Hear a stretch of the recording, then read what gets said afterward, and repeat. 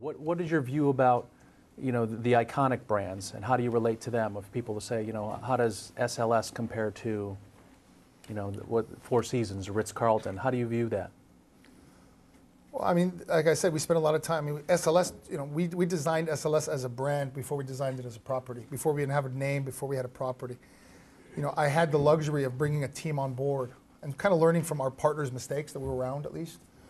We were part of a lot of the Viceroys, the Avalons, the Chamberlains, all those groups of hotels, which we made a lot of money of, and luckily we sold it, in 2006, 2007.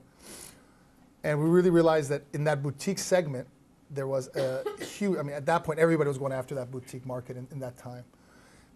And what really, which was very kind of what the market didn't expect, at least our customers didn't expect, is for us to deliver a brand that really filled the white space between Four Seasons and Mondrian. And we really spent, we spent 2.5 years designing SLS and bringing the cast of characters, whether it be Philippe Starck, whether it be Jose Andres, whether it be Murray Moss, Teresa Fatino, who created W for 7 years and worked with us in-house for 5 years, and really try to combine these worlds. I think whether you like our product or not, when you walk into one of our products, you know that it's an SB product for various reasons. A lot of it has to do with Philippe. A lot of it has to do with the way we operate. A lot has to do with the fact that we really invest a lot of time and money in our brands and in the assets.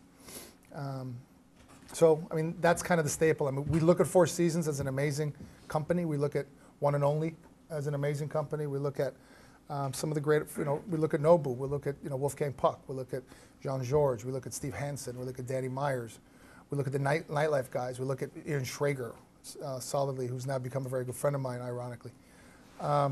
You look at guys like Victor Dre. You look at the Light Group. You look at guys out of New York, the strategic group, with Tao, and you start trying to learn and see really kind of how all these things sit and how they affect your company, and how they you can kind of cross-sell to a customer, especially in LA. We have 17 locations in LA now, between from Gladstone's to LA Live and Staples, and within that 17 locations, we have 17 different experiences that we need to sell daily.